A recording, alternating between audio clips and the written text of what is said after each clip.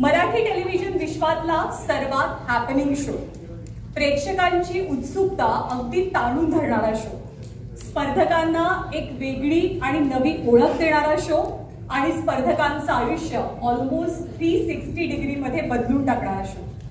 तर अशा शोच्या अर्थात बिग बॉस मराठीच्या या इलेक्ट्रिफाईंग इव्हेंटमध्ये मी ज्ञानदा कदम तुम्हा सर्वांचं अगदी मनापासून स्वागत करते.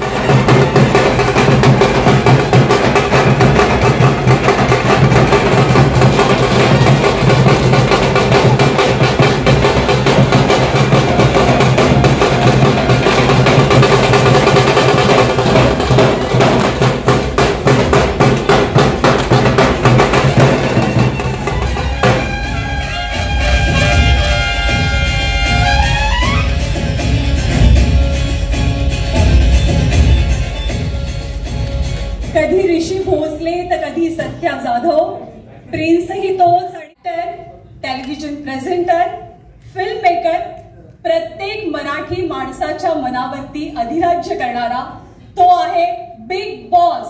स्वागत करूया रितेश देशमुख यांचं. रितेश, मनापासून स्वागत आहे आपलं. लय भारी प्रोमो, लय भारी एंट्री.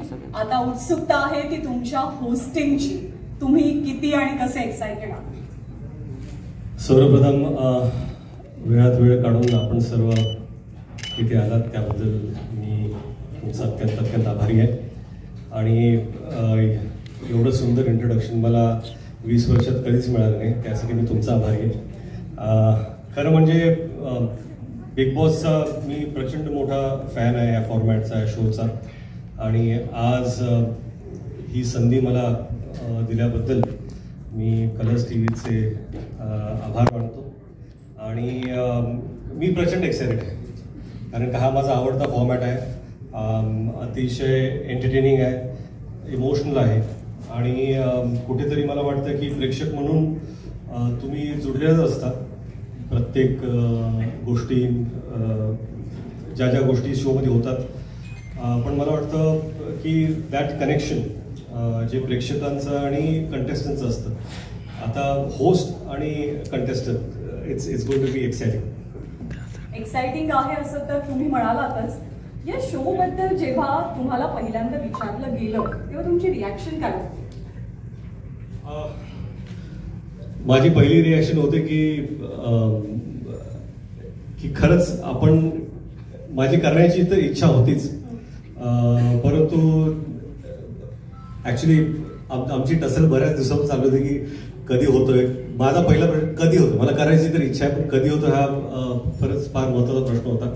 आणि मला जेव्हा हे सांगण्यात आलं की हा शो ह्या तारखेला होतोय आणि माझ्या 2-3 शूटिंग्स होत्या, पण मी म्हणालो की मी नक्कीच ॲडजस्ट करेन. आणि आय एम एक्सायटेड की 2-3 शूट्स मी अलीकडे पलीकडे पुश केलंय हा शो करण्यासाठी.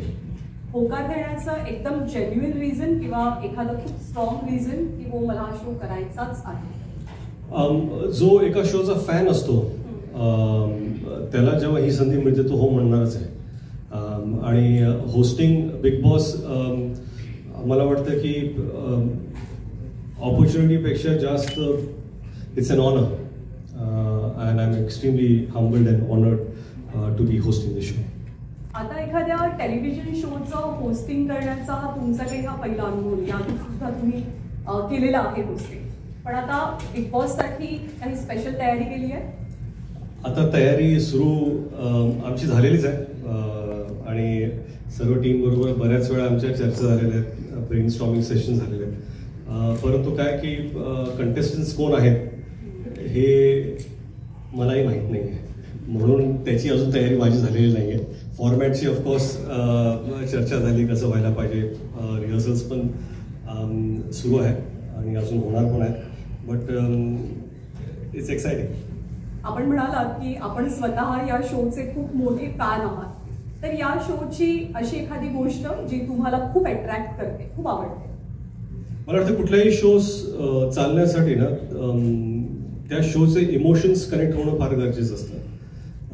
कंटेस्टंट्स येतात, त्यांच्याबद्दल आपल्याला काहीतरी माहिती असते, म्हणून ती लोक व्यक्ती म्हणून कशी असतात ते या शोमध्ये 10व्या-12व्या दिवसानंतर आपल्याला कळायला सुरू होतं. त्यांच्यावरती जे प्रेशर्स असतात, जसं त्यांना सामना करावा लागतो, त्या प्रेशर बरोबर ते कसे होतात, कुठल्या लोकांशी त्यांची मैत्री होते, ते मॉरली कुठे करेक्ट आहेत. काय आहे की प्रत्येकजण प्रत्येक वेळी मॉरली करेक्ट असू शकत नाही, आपणही नसतो, कोणी नसतं. परंतु योग्य वेळी तुम्ही काय स्टँड घेता त्याच्याशी ऑडियन्स कनेक्ट होतं आणि ते कुठेतरी प्रत्येक कंटेस्टंटमध्ये इनबिल्ट असतं. आणि मला वाटतं की तीच गोष्ट मला फार आवडते. बिग बॉसची एक खासियत म्हणजे बिग बॉस एकत्र काही टिप्स घेतल्यात किंवा मिळाल्यात? काय माहिती आहे, ते जसं होस्ट करतात ना तसं मला वाटत नाही जगात, भारतात सोडा, जगात हा एक जगातला सर्वात मोठा प्लॅटफॉर्म आहे. जगात कोणीही होस्ट करू शकत नाही. त्यांची एक इनबिल्ट नॅचरल स्टाईल आहे, त्यांचा एक ॲटिट्यूड आहे, त्यांचा एक स्वॅग आहे, तो फक्त त्यांचाच आहे. आणि खरं म्हणजे त्यांना पाहून तर बरंच काही कळतं की कसं इंटरॅक्ट करायला पाहिजे, कुठल्या मर्यादा जपल्या पाहिजेत. आणि कसं आहे की कंटेस्टंट जसे स्टँड घेतात तसं होस्टला सुद्धा स्टँड घेणं गरजेचं असतं. आणि तिथे एक थिन लाईन असते की ते तुमच्या स्वभावामुळे तुम्ही एक स्टँड घेऊ शकता, परंतु एथिकली मॉरली तो स्टँड त्यावेळेस घेणं फार गरजेचं असतं. आणि I will try take that stand.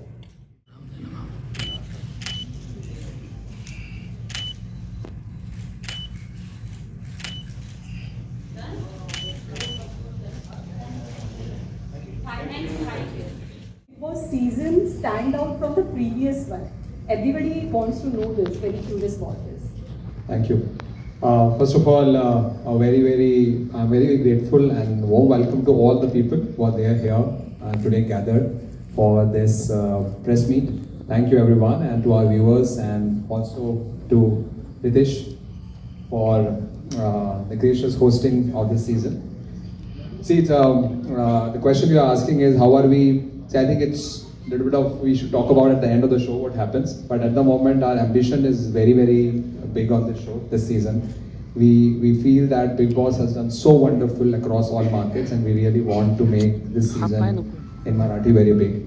And so we are looking at a very 100% fresh approach across all dimensions of the show.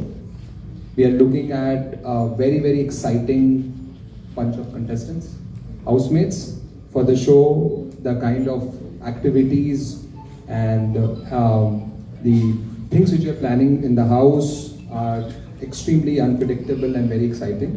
And besides this, you know, we have Ritesh, which is absolutely very, very fresh and a youthful take on the show. So we're very, very excited. Our ambition is to make it one of the most successful season for Big Boss in Marathi, and also something which stands out as many other Big Bosses across the country we have done together with them.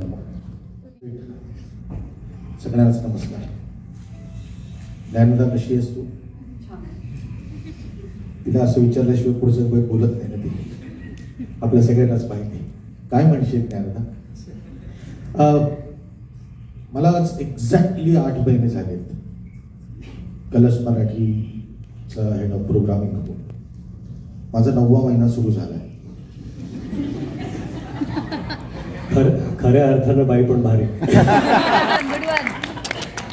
आनंद आहे की 9व्या महिन्याची pregnancy ही big boss Marathi असणार आहे माझ्याकडे. So that will be a big thing for me. आणि त्याच्याबद्दल मी खरंच परमेश्वराचे स्वामींचे आभार मानतो. मला तुम्हाला ही गोष्ट सांगायची की ज्या दिवशी मी पहिल्यांदा कलर्स मराठीमध्ये पाऊल ठेवलं आणि घरी गेलो तर 2 गोष्टी माझ्या आयुष्यामध्ये घडल्या. मी माझ्या आईला सांगितलं की आई, मी कलर्स मराठीचा हेड ऑफ प्रोग्रामिंग चालू आहे. माझे वडील हे मिल वर्कर आहेत, त्यामुळे त्यांनी आयुष्यभर चाकोरीबद्ध आयुष्य जगले. तर माझ्या आईने माझ्या वडिलांना सांगितलं की असं असं लागलं आहे तो आता रायकॉम 18मध्ये. तर माझे वडील म्हणाले चला मुलगा सेटल झाला. 30 वर्षात मी काही सेटलमेंट घेतलीच नव्हती असं मला वाटायला लागलं. आणि दुसरा प्रश्न माझ्या आईने विचारला, बाकी सगळं मरू दे, बिग बॉस कधी येणार आहे? ते म्हटलं हे कनेक्शन जे आहे प्रत्येक मराठी घरामध्ये या बिग बॉस मराठीचं कनेक्शन आहे. मी जिथे जिथे गेलो किंवा आताही आम्ही नवीन नवीन शोजचे जेवढे म्हणून प्रोमो टाकतो खाली जवळजवळ आम्हाला एवढंच विचारण्यात येतं, ते सगळं जाऊ दे, बिग बॉस कधी येणार आहे. तर हे जे कनेक्शन आहे हे रसिक प्रेक्षकांचं कनेक्शन आहे, हे त्या टेलिव्हिजन ऑडियन्सचं कनेक्शन आहे. आणि त्या ऑडियन्सला आपलंसं कुठलं तरी एक कार्यक्रम असा वाटतो ज्याच्याबद्दल ते इतके एक्साइटेड असतात, आणि ते एक्साइटमेंट आहे बिग बॉस मराठी. यावर्षी आम्हाला तरुण बिग बॉस मराठी मिळालेला आहे. सो भाऊ, मी कधी भाऊंबरोबर काम नाही केलं, बट माझ्या मनामध्ये 100% त्यांच्याबद्दलचा जो आदर आहे हा फारच उच्च दर्जाचा आहे. आणि मला एवढं पण माहिती आहे की त्यांच्या मनामध्ये पण तो आदर असणारच, कारण दोघंही आम्ही दिग्दर्शक असल्यामुळे दोघांचेही जे रूट्स आहेत, जी माती आहे ती मराठी इंडस्ट्रीची आहे. पण आम्हाला या निमित्ताने तरुण एक होस्ट मिळाला, आणि आत्ताचा बिग बॉस तुम्हाला तरुण दिसेल. वेगवेगळ्या वयोगटातली लोक असतीलच 100%, पण त्याची एनर्जी जी असेल ती अत्यंत उत्साहवर्धक असेल, आणि जी प्रत्येक माणसाला, प्रत्येक व्ह्युअरला प्रत्येक क्षणी चॅलेंज करणारी असेल. यावेळेचा मराठी बिग बॉस हा कम्प्लिटली अनप्रेडिक्टेबल असेल. तुम्ही अजिबातच प्रेडिक्ट करू शकणार नाही. जे कॉन्टेस्टंट्स असतील तेही तुम्ही प्रेडिक्ट, आता मी युट्यूबवर बघतो आणि मला जाम हसू येतं, अरे वा, बरेच लोक काय काय काय काय बोलत असतात. पण मला आनंद आहे की याच्याबद्दल एवढी चर्चा होते, पण आजच्या दिवसानंतर ज्या काही आता चर्चा होतील आता एवढ्या शिगेला पोचते की 28 तारखेचा ग्रँड प्रीमियर आणि त्याच्यानंतरचे रोज रात्री 9 वाजता महाराष्ट्रातल्या घराघरामध्ये टेलिव्हिजन लागल्यानंतर फक्त एकच दिसेल, बिग बॉस मराठी आणि रितेश देशमुख. आणि मी तुम्हाला खात्री देतो, यावेळेचा सीझन हा आमचा, खरं तर माझा पहिलाच सीझन आहे. मी आयुष्यामध्ये 17 सीजन्स, आपके 17 सीजन्स जो हिंदी के होते हैं वो मैंने टेलिव्हिजन पे देखे हैं. मराठीचे सीजन्स पण बघितलं, पण मला कधी असंच वाटलं नव्हतं की मी कधीतरी बिग बॉसच्या त्या सगळ्या कुटुंबाचा एक भाग होईल. आज मी त्या ठिकाणी जातो, प्रत्येक गोष्ट बघतो. मी खरं सांगू तुम्हाला अगदी मनापासून, आणि मी खूप खरं बोलणारा माणूस आहे, कारण हेड ऑफ प्रोग्रामिंग वगैरे या सगळ्या खुर्च्या झाल्या. शेवटी मी माणूस आहे, आणि मला तुम्ही एक कलावंत पण ओळखता आणि लेखक दिग्दर्शक पण ओळखता. हा जो अख्खा प्रवास आहे हा अत्यंत एक पॉवर पॅक फिल्म करण्याचा प्रवास आहे. म्हणजे असंख्य लोकांचे कष्ट यात आहे. हा कुणा एका माणसाचा कार्यक्रम नाही. जेव्हा 100 कॅमेरे लागतात आणि त्याच्या बरोबरीने 300-400 लोक जेव्हा एका डोक्याने काम करायला लागतात. आज या सगळ्यांचं प्रतिनिधित्व रितेश भाऊ करणार आहेत, आणि ते संवाद साधणार आहेत कॉन्टेस्टंटशी, किंवा रसिक प्रेक्षकांच्या बद्दल पण जे नातं रितेश भाऊंचं निर्माण होईल ते त्या रसिक प्रेक्षकांचं आणि रितेश भाऊंचं नातं असलं तरी आपल्या सगळ्यांचं ते नातं असणार आहे. For us, we are blessed with viewing at least 50-55 countries across the globe who are producing this show year on year, and it's a show that has gone on for more than 25 years. So we are blessed with the learnings of about 50 countries year on year, sending us a lot of details about tasks, creatives, elements to be used, different trigger points, different kinds of voices, different personalities of hosts, and we are constantly looking at countries like Italy, Spain, Argentina, other Latin American markets, some Asian markets, where we borrow a lot from there. So we are blessed with a lot of tricks in the bag, which we keep innovating. And within India itself, as Kedar bhai said, it's been almost 17 years since we've been producing this in various different markets now. So we've got a lot, and I think this season of Marathi will show you a lot of that. Anil Kapoor sir, जो Salman sir कर रहे वैसा नहीं कर रहे, आपके ऊपर भी सेम एक ऐसी चीजें आ गई है. आप क्या कहना चाहोगे, कितना कंपटीशन लग रहा है आपको, या ये आप कर पाओगे? वाह,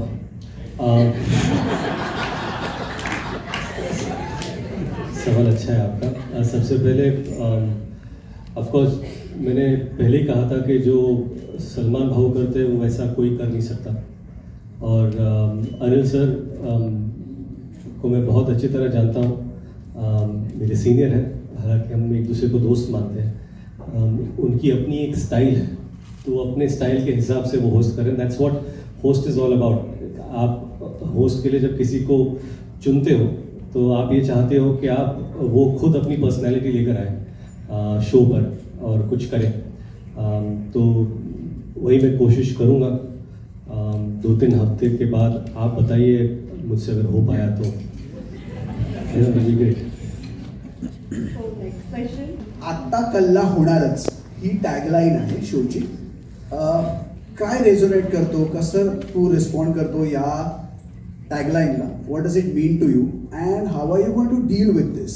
आणि मी हा प्रश्न याच्यासाठी विचारतो की इमेज जी आहे, जी आपली एकदम बॉय नेक्स्ट डोअर, एकदम स्वीट चॉकलेटी, तुम्ही रील्स बनवता ती पण तशीच इमेज आहे. या शोचा फॉर्मॅट असा आहे की तुम्हाला अग्रेसिव्ह व्हावं लागतं.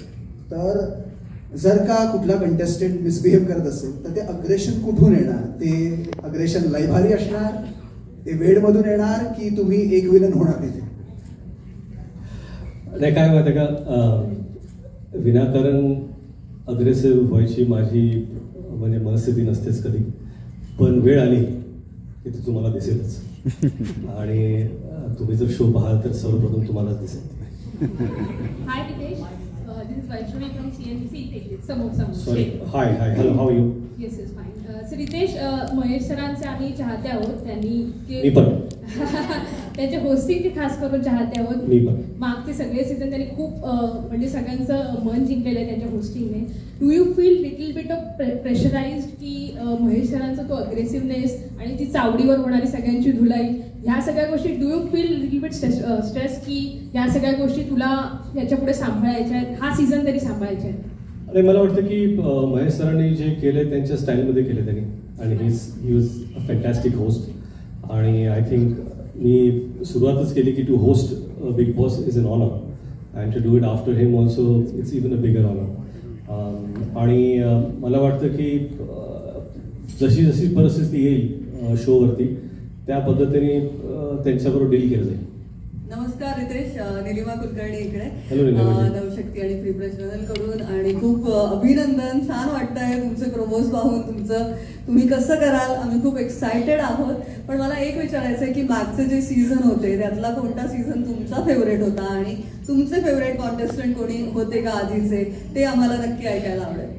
लाईक खरं म्हणजे काय एवढे सीझन मी पाहिलेत ना, इवन हिंदीमध्ये मराठीमध्ये, तर मी झोपताना मला वाटतं की मराठीचे हिंदीमध्ये गेलेले आहेत आणि हिंदीचे मराठीमध्ये गेलेले आहेत. कुठला सीझन कधी कधी सगळे लाईन्स ब्लर होतात. आम्ही डिस्कस करणार हा त्या सीझनमध्ये नाही येत आहे. मला वाटतं की आय एन्जॉयड शिव ठाकरे. मराठीमध्ये पण एन्जॉय केलं त्यांना आणि मग हिंदीमध्ये पण एन्जॉय केलं. नमस्कार, मी सूरज खरटमल, रत्न मराठी मीडियामधून. इकडे जी. त्याने खूप छान प्रश्न विचारला. त्यालाच जोड प्रश्न माझा असा आहे, कारण रितेश देशमुख कोणालाही एकरी बोलत नाहीत कधी, ते आदरानेच बोलतात प्रत्येकाशी. सो जेव्हा एखादा कंटेस्टंट व्हायब्रंट होईल किंवा तो व्हायलेंट होईल, सो तेव्हा रितेश देशमुख त्याला आदरपूर्वकच बोलशील की अरे तू त्याच्या भाषेत बोलू शकते. कोणाला जर झापायचं असेल तर आदराने झापेन मी.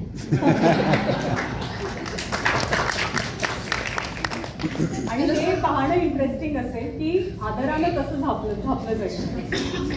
Hello sir, this is Atisha from Rajshri Marathi. Sir here. Yes first of all sir, Kedar sir, तुम्हाला सुद्धा, आणि Alok Jain sir, for you also thank you so much for bringing our favourite hero as a host of this show. which brings me to the question that what was the strategy behind asking Ritesh sir about to be the host, and what was the process of that the discussion with Kedar sir that we should bring Ritesh sir as the host of this season? I would love to know this. Thank you. So first of all, as Kedar bhai said, 9 months back he joined. 8 months back he joined. I think we have been always thinking getting a person like him as running the programming of Colors Marathi was a big achievement. So I think we did that job first. And then our thinking always was that, see, the show has done before, and we wanted to mount it very differently. We wanted to mount it in a fashion which is much more youthful and also which goes to every house. And in order to do that, we were thinking about how do we go about, and we wanted to look at fresh approach across all dimensions: the host, the housemates, the house, the mounting of the show, the team behind it, and all that dimensions we wanted to look at. And then we came to know that Ritesh is a big fan and he loved the show, and I think it was a very, very, to have him and he agrees was a big deal for us, and we are very excited that when we reached out to him, he was very, very interested and excited to be it. And as he mentioned earlier, that he has a lot of work, and first of all, he said, I'm very excited about it. I need to figure out how the calendar works, and he made an opportunity to be a part of the show, because this show for a host is a bit difficult, because every week you have to be available. It's not a one schedule. So we are very grateful to him that he was a fan of the show. Prior commitments and whatever. What I liked about Alok was he said, let's do it, we'll figure the rest. And I have to thank Alok and Sushma ji for this, and of course Kedar ji and Deepak for always being there. So it's a huge opportunity, and thank you for going beyond the call. Thank you. मला वाटतं की रक्तात मराठी आहे, मला सोपं मराठीत पडतात, आणि त्यामुळे कुठलीही गोष्ट जेव्हा मराठीत करायची असते तेव्हा मला दोनदा विचार करावा लागत नाही. आणि मराठी माणसाला मराठीची ओढ काय सांगायचं. रितेशची प्रेरणा सकाळ डिजिटलमधनं माझा प्रश्न तुम्हाला आहे की जेनेलियाजींना काय त्यांचे रिॲक्शन्स होते, प्रतिक्रिया होती, आणि मुलं तेही बघतात का बिग बॉसचे चाहते आहेत? नाही, मुलं पाहत नाहीत बिग बॉस. त्यांच्यासाठी जे घरात होतं तेच बिग बॉस आहे. त्यांना टी व्ही पाहिजे गरज नाही. आणि आय थिंक जेनेलिया, मी जेव्हा पहिल्यांदा कुठलीही गोष्ट माझ्या आयुष्यात जेव्हा घडते तर पहिल्यांदा मी जेनेलियाशी शेअर करतो, कारण का त्यांचं ओपिनियन हे माझ्यासाठी खरंच फार महत्त्वाचं असतं. आणि त्यांचं जे मत असतं ना ते नेहमीच माझ्या फेवरमध्ये असतं, की माझ्यासाठी काय चांगलं आहे हे एक पर्स्पेक्टिव्ह ते देतात. आणि त्यांना वाटलं की मला बिग बॉस करणं हे गरजेचं आहे, कारण आम्ही दोघं बिग बॉस पाहतो, त्यांना माहिती आहे की मी किती बिग बॉस शोचा मोठा फॅन आहे. रितेश सर, पूजा इथे. Hi sir. येस, खूप छान वाटतंय तुम्हाला होस्ट म्हणून बघताना. माझा प्रश्न असा आहे की महेश सरांकडनं तुम्हाला काही कॉल वगैरे आलाय का, त्यांनी काही सांगितलंय का? आणि दुसरा प्रश्न असा होता की महेश सरांचे लुक्स खूप गाजले होते त्यांनी जे सीझन केले त्याच्यामध्ये, तर तुमचाही प्रोमोमध्ये लुक खूप छान दिसतो, तर तसे लुक तुमचे दिसणार आहेत का वेगवेगळे? त्याच्यासाठी वेगवेगळे सीझन करावं लागतील. या सीझनमध्ये लुक कसा असेल? आणि ह्या सीझनमध्ये आता जसं दिसतोय ना तसं आहे, पण तुमचं काही फेवरेट असेल तर सांगा, आपण फिट करून टाकू. एखादा म्हणजे स्त्रियांचा फक्त मी 2004 साली अगबाई अरेंजच्या केला, आणि 2024 साली 23 साली मी बाईपण भारी देवा केला. मी 2024 साली पहिल्यांदा बिग बॉस करतोय. आपण थोडे दिवस थांबूया, मला जरा एक्सपिरियन्स घेऊन दे. मला आवडेल सगळ्या बायकांना आतमध्ये टाकायला, पण मला माहित नाही मलाच दिग्दर्शन करावं लागेल त्याचं वेगळं. पण आता नको बोलूया, आता आपण या बिग बॉस बद्दल आणि या रितेश भाऊ बद्दल बोलू.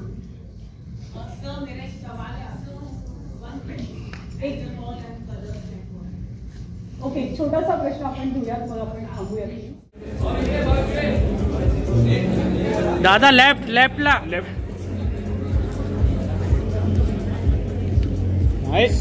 अरे भाई